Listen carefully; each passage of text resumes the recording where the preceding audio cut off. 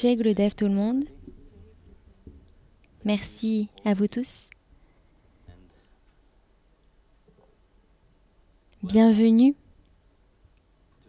dans ce merveilleux endroit, l'ashram de Bhakti Marga. J'ai choisi de faire le darshan ici afin que vous puissiez tous faire partie de cet endroit.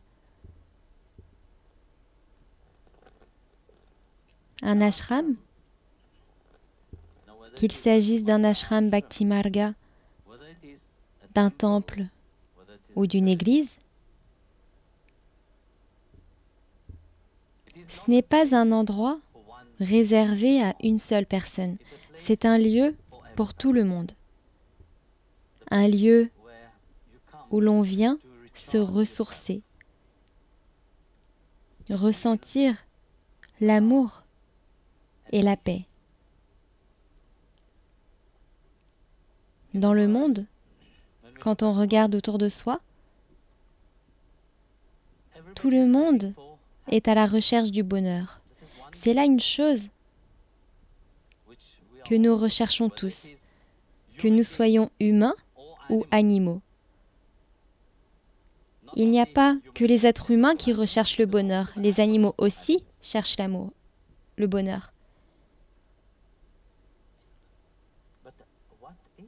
Mais qu'est-ce que le bonheur, vous savez? Pourquoi trouve-t-on très rarement ce bonheur? Nous entrons en contact avec lui pendant un très court instant, puis il disparaît. Le fait est que le bonheur ne dépend pas de choses extérieures. Les gens courent après le plaisir et appellent cela le bonheur. Mais ce ne sont que des plaisirs sensoriels. Ils ont un début et une fin. Dans la Bhagavad Gita, Bhagavan Krishna dit que le vrai bonheur se trouve à l'intérieur de vous. Il n'a pas dit à l'extérieur, il a dit à l'intérieur de vous. Mais comment aller à l'intérieur?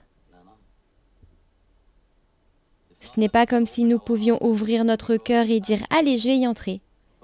Ça a été très simple et très rapide. En réalité, c'est un voyage.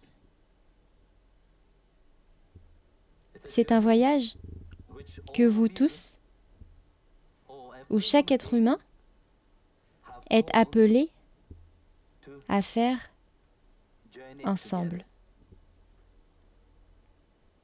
C'est un voyage qui ne se fait pas à l'extérieur. C'est un voyage intérieur. Lorsque vous prenez du temps avec vous-même et que vous plongez dans votre cœur, vous découvrez alors un état de bonheur différent. Et ce bonheur survient lorsque votre mental n'est pas présent. Avec l'absence de ce mental, c'est là que vous ressentez ce vrai bonheur, vous ressentez cet amour en lui-même. Mais nous sommes gouvernés par ce mental, nous sommes dictés par ce mental. Nous faisons continuellement ce que le mental nous dit de faire. Comment pouvons-nous nous libérer de cela? C'est là que tous ces lieux sont importants.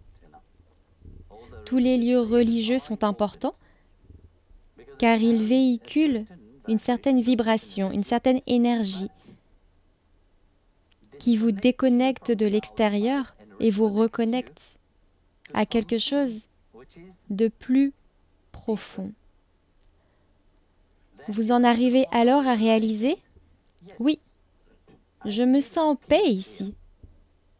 Je ressens une connexion différente ici, une certaine sensation que je ne ressens pas à l'extérieur. Mais je la ressens lorsque je me rends dans des lieux sacrés. Nous le ressentons lorsque nous sommes en présence de sadhus et de saints.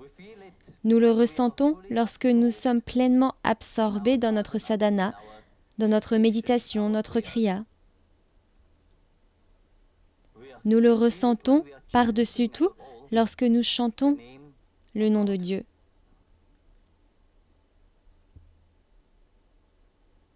C'est là que notre mental se déconnecte et se reconnecte. Il se déconnecte de la réalité sensorielle extérieure et se reconnecte à la réalité subtile du cœur. C'est Prem. Cet aspect ultime de l'amour lui-même qui nous amène à l'état de vrai bonheur. Quand vous êtes amoureux, vous êtes heureux, oui ou non? Quand vous n'êtes pas amoureux, vous n'êtes pas heureux. Cet amour apporte donc un certain bonheur à l'intérieur de vous. Qui dira que lorsqu'il est amoureux, il n'est pas heureux? Personne ne dira cela. Donc, lorsque vous êtes connecté à l'amour, lorsque vous êtes absorbé dans cet amour, le bonheur en est le résultat. Le vrai bonheur en est le résultat. Et ce vrai bonheur n'est pas quelque chose qui fluctue. Aujourd'hui vous l'avez, demain vous ne l'avez plus. C'est cela le prem. Le bonheur du mental va et vient. Mais le bonheur du cœur reste pour toujours. C'est pourquoi vous le ressentez fortement lorsque quelqu'un qui vous est cher vous quitte. Vous le ressentez. Vous avez l'impression que votre cœur est brisé. Vous le savez, je n'ai pas besoin d'écrire quoi que ce soit. Vous ressentez fortement que quelque chose vous a quitté. Mais est-ce que ça vous a quitté? Non, ça ne peut pas vous quitter. C'est la nature de l'amour. Une fois qu'il est là, il ne peut pas partir. Une fois que votre cœur s'est accordé à ce bonheur ultime, à ce bonheur suprême, il ne peut plus s'en détacher. Même si vous voulez le laisser partir, même si vous essayez de le repousser, il ne partira jamais. Et c'est cet état de bonheur dans lequel nous devons nous trouver.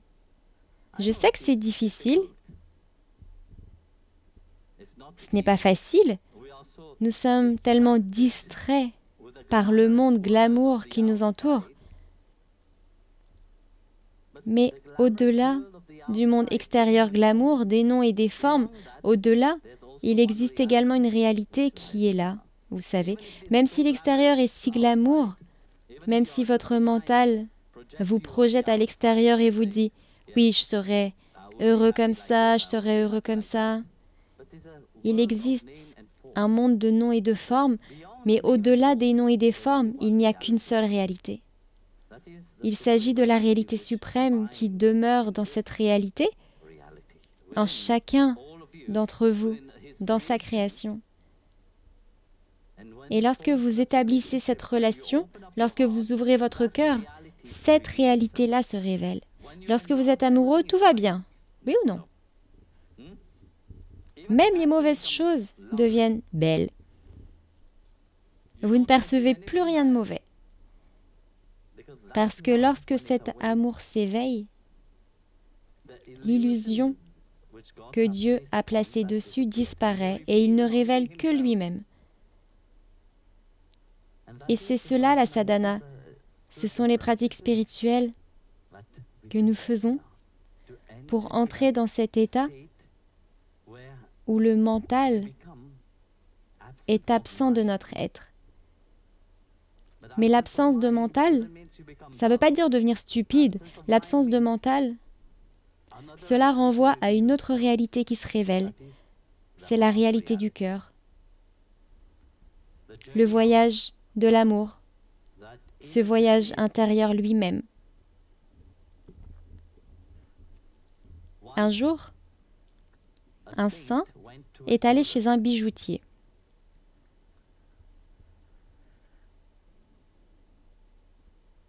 Il y a vu une belle statue de Ganesha. Et à côté de ce Ganesha, il y a toujours ce petit Vahan. Vous savez, on dit que le véhicule de Ganesha est une petite souris. Alors il a vu cette belle statue de Ganesha et a demandé combien elle coûtait.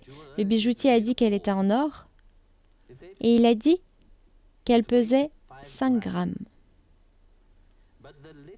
parce qu'elle était creuse à l'intérieur. Mais la petite souris, elle était remplie. Le Ganesha coûtait, disons, 5 000 euros. Et la petite souris coûtait 7 000 euros. Alors le saint, il a commencé à se demander, mais comment c'est possible?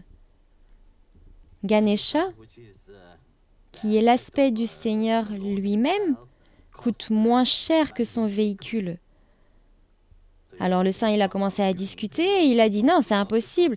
Dieu devrait coûter plus cher que ses véhicules.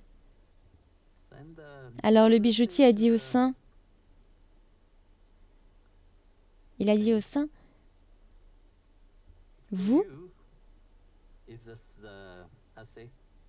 vous évaluez la forme extérieure.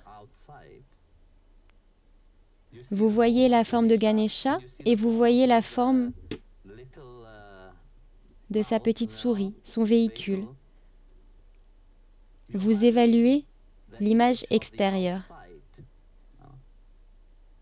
Mais pour nous, bijoutiers, ce n'est pas cela que nous évaluons.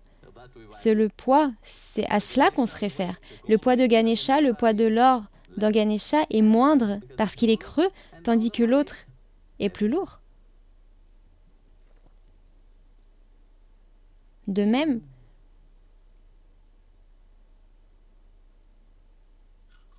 nous regardons les formes de chacun, nous jugeons, nous créons de la confusion, mais ce qui réside en chacun, c'est l'essence même du divin. C'est Sri Hari qui imprègne sa création, qui est à l'intérieur de chacun. Lorsque vous plongez, c'est la réalité que vous découvrez. Que le lait provienne d'une vache, qu'elle soit noire ou blanche, le lait est toujours blanc.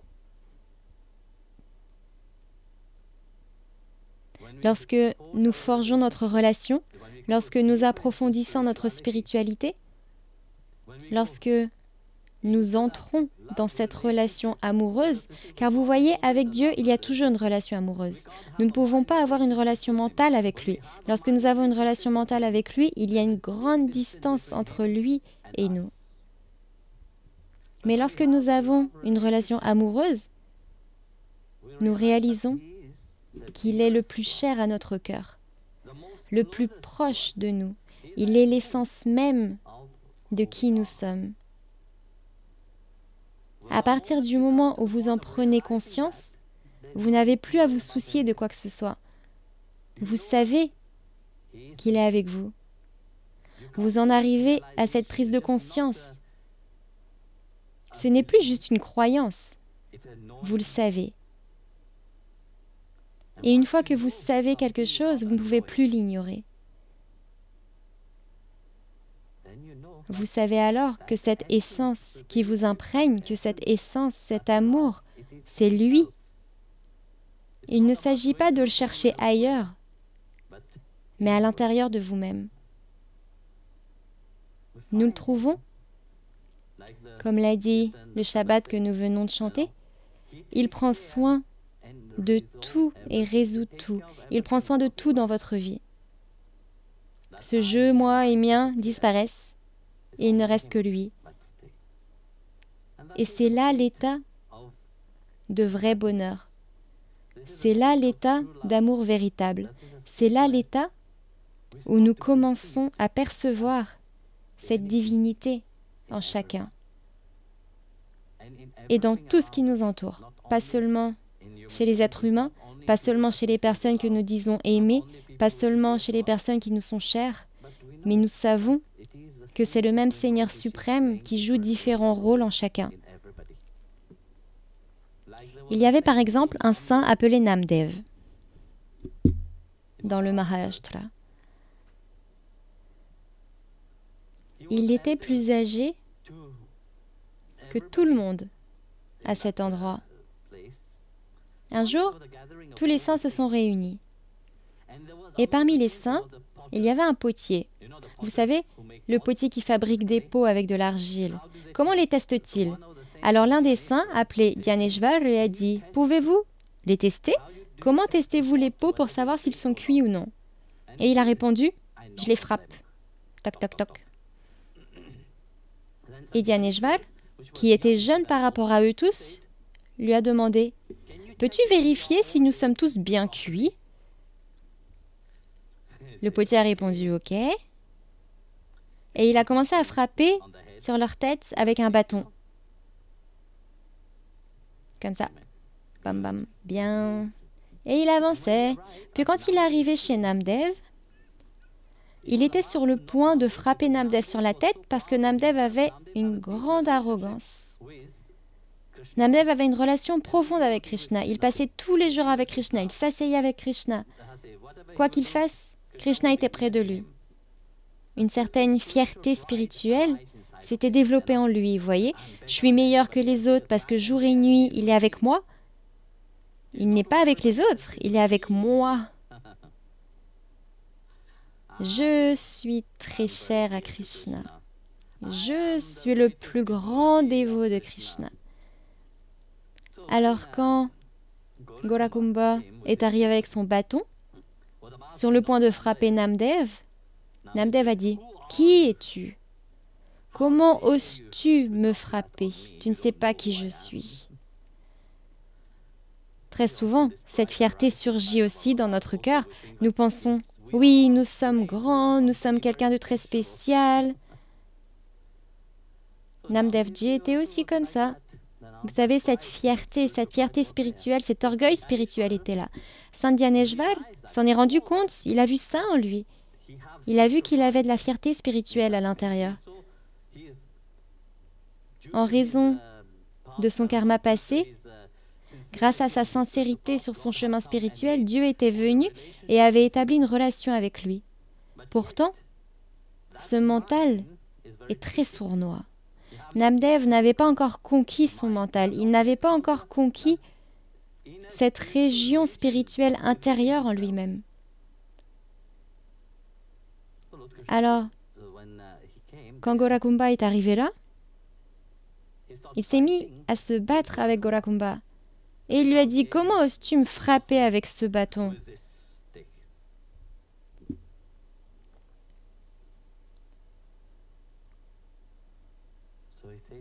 Alors, il est parti, très en colère. Et quand il est rentré chez lui, il s'est allongé pour essayer de se détendre. À ce moment-là, il a eu une vision de Krishna. Krishna se tenait devant lui, l'air très très sévère, très strict. Il lui a dit « Mais pourquoi tu n'es pas heureux aujourd'hui ?» Parce que vous voyez, Krishna, quand on le regarde, il est toujours joyeux, il a toujours le sourire aux lèvres. Et cette fois, il avait l'air très sévère. Namdev a dit « Quel est le problème? Et je fais quelque chose, une erreur ?» Le Seigneur Krishna lui a dit « Gaurakumbha avait raison. Tu n'es pas cuit. Tu n'es pas cuit correctement. » Namdev a répondu « Mais comment c'est possible? Tu es mon cher ami. Tu es très proche de moi. » Krishna a répondu « Tu vois, cet état d'arrogance, cet état d'orgueil spirituel, eh bien, c'est l'un des plus dangereux. Et c'est ce que tu as en toi. » Mais le Seigneur Krishna ne lui a pas dit qu'il avait de l'orgueil spirituel. Seul le Sadguru peut le dire. Dieu ne vous dira pas « tu as de l'orgueil spirituel », il vous mettra à l'épreuve. Alors Krishna l'a envoyé dans un temple de Shiva, lui disant que sa famille travaillait et servait dans ce temple. Il lui a dit « Va à ce temple de Shiva. Tu y trouveras un homme, tu dois le rencontrer. » Il a répondu « D'accord. Le Seigneur Krishna m'a dit d'aller rencontrer cet homme, alors je vais aller rencontrer cet homme. » Alors il s'est rendu dans ce village. Il est d'abord allé au temple de Shiva. Et en entrant dans le temple, qu'est-ce qu'il a vu? Un vieil homme était là, dans le sanctuaire, le pied posé sur le Shivaling. Vous savez ce qu'est un Shivaling? Dans les temples dédiés à Shiva, Shiva est représenté sous la forme d'un Shivaling, comme une grosse pierre ronde. Voyant son pied posé sur le Shivaling, il est devenu fou. Il a dit « Comment oses-tu poser ton pied sur Shiva ?» Et le vieil homme a répondu « Écoute, je suis vieux, je me suis endormi. Je ne sais pas comment je dors. Vous savez, quand vous dormez, vous ne savez pas comment vous dormez, vos pieds sont comme ça, votre tête est comme ça, parfois vos pieds sont sur votre tête. Vous faites aussi du yoga. Quand vous faites du yoga, des asanas, eh bien la nuit aussi, vous faites du yoga et des asanas, et vous ne le savez pas, seul votre partenaire le sait, parce qu'il ou qu'elle dort allongé sur le sol. C'est juste pour être gentil avec vous qu'il ou elle ne vous le dit pas. Alors le vieil homme a dit « Écoute, je suis très vieux, très fatigué. Peux-tu lever mon pied et le reposer ?» Namdev s'est dit « C'est étrange, je n'ai pas permis à cet homme de me toucher, de me frapper sur la tête. Tu crois que je vais toucher ton pied ?» Mais bon, il a compris et avec beaucoup d'efforts, il a soulevé le pied du vieil homme et l'a reposé. Et là où il l'a reposé, un autre Shivaling est apparu. Il a déplacé son pied à nouveau et un autre Shivaling est apparu. Ainsi, partout où il posait le pied de cet homme, un Shivaling apparaissait. Il a alors compris que cette personne n'était pas normale. Il s'est donc incliné et a dit « Je vous prie de vous révéler à moi. » L'homme lui a alors dit son nom, et c'était le même nom que Krishna lui avait donné. À ce moment-là, il a compris, il a réalisé que cette personne lui avait enseigné une grande leçon. Dieu réside partout. Dans notre mental limité, nous le limitons et nous ne pouvons pas le percevoir. C'est pourquoi nous devons voyager à l'intérieur de nous-mêmes. Alors que Namdev rentrait, il a vu un chien. Vous savez, quand on rentre parfois, quand on voyage à cette époque en Inde, les gens emportaient leur pain avec eux. Il a donc pris le pain, l'a posé par terre et s'apprêtait à le manger quand le chien est arrivé en courant, lui a volé un morceau de pain et s'est enfui. Vous voyez, avec le chapati, on mange du ghee, du beurre. Il a donc pris le beurre et s'est mis à courir après le chien. « Vital, Vital, Vital, prends! Ne mange pas ce pain sec, mange-le avec du ghee. Mange-le avec du ghee. » Alors, quand il a rattrapé le chien et qu'il a commencé à mettre le ghee dessus et à le lui offrir, mais comment est-ce qu'il le lui a offert? Pas comme on l'offrirait à un chien. Il disait « Hé Vital, mange, Dieu s'il te plaît, mange. » À ce moment-là, le Seigneur Krishna s'est révélé et lui a dit que c'était lui qui le testait. Et le Seigneur Krishna lui a demandé « M'as-tu reconnu sous la forme de ce chien ?» Il a répondu « Non, je ne t'ai pas reconnu à l'extérieur. Mais à l'intérieur de moi, je pouvais te voir en tout. » C'est donc parce que l'intérieur s'est ouvert par la grâce du Sadguru, par la transformation du Sadguru, que son cœur s'est ouvert et qu'il a pu percevoir au-delà de la réalité sensorielle. Et c'est cela, le voyage intérieur vers le vrai bonheur, vous savez. Il n'est pas à l'extérieur, il est à l'intérieur de vous. Au moment où vous réalisez cela, au moment où vous arrivez à vraiment comprendre ce secret profond que Dieu est à cet endroit à l'intérieur de vous, votre vie elle-même devient épanouie, abondante, non seulement pour vous, mais aussi pour tous ceux qui vous entourent. Parce que vous commencez à rayonner d'une réalité différente. Vous commencez à rayonner d'une joie différente, d'un bonheur différent. Jai Gurudev tout le monde. Merci à tous.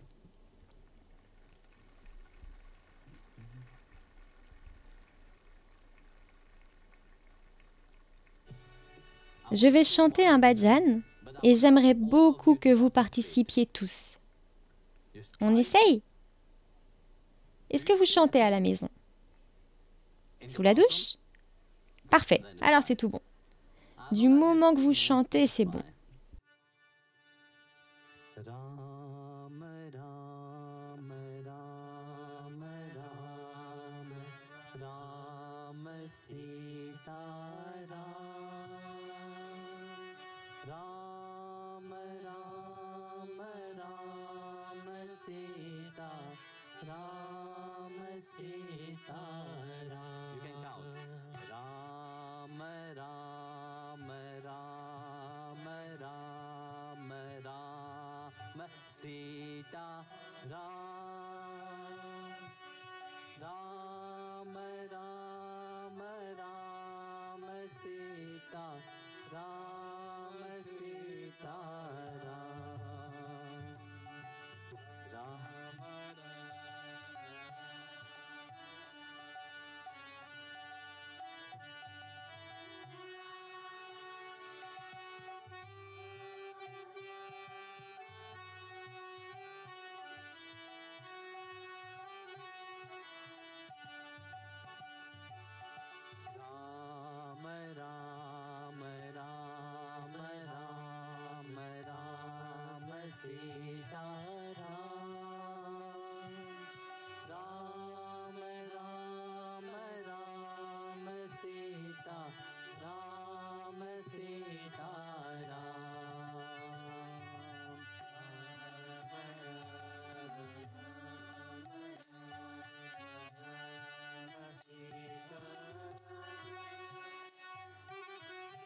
Ram Sita Ram Ram Ram Ram Sita Ram Sita Ram Ram Ram Ram Ram Ram Sita Ram Ram Ram Ram Sita Ram Sita Ram Ram Ram Ram Ram Ram Sita Ram Ram Ram Ram Sita Ram Sita Ram Ram Ram Ram Ram Ram Sita Ram Ram Ram Ram Sita Ram Sita Ram Ram Ram Ram Ram Sita Ram Ram Ram Ram Sita Ram Sita Ram Ram Ram Ram Ram Ram Sita Ram Ram Ram Ram Sita Ram Sita Ram Jai Jai Ram Govinda Hari Hari Jai Jai Ram Govinda Hari Hari Jai Sita Ram Govinda Hari Hari Jai Sita Ram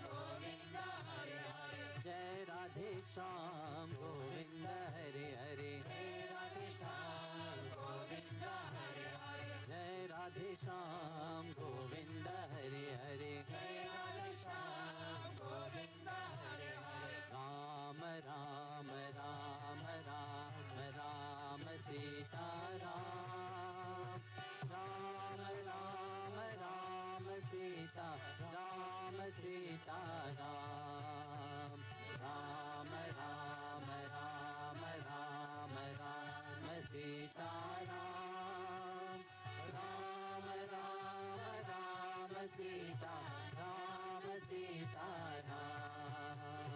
Ram, Ram, Ram, Ram, Ram Sita, Ram. Ram, Ram, Ram Sita, Ram Sita,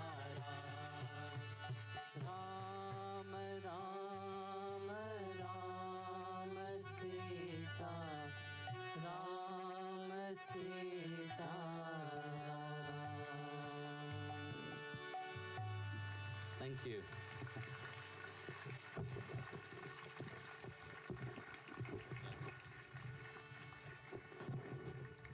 So, all of you Vous êtes tous venus with avec quelque chose deep à l'intérieur de votre cœur. Vous êtes venus avec un certain désir, un certain besoin, une question. Je vais vous demander de tout d'abord fermer les yeux et quoi que vous vouliez demander à Dieu, demandez-le du plus profond de votre cœur. Tout ce que vous voulez. Tout ce que vous voulez exprimer, juste demandez-le du plus profond de votre cœur, demandez-le au divin. Après cela, je vais vous demander d'ouvrir vos yeux. Vous ouvrez simplement les yeux et je vous regarderai. Ok? Alors,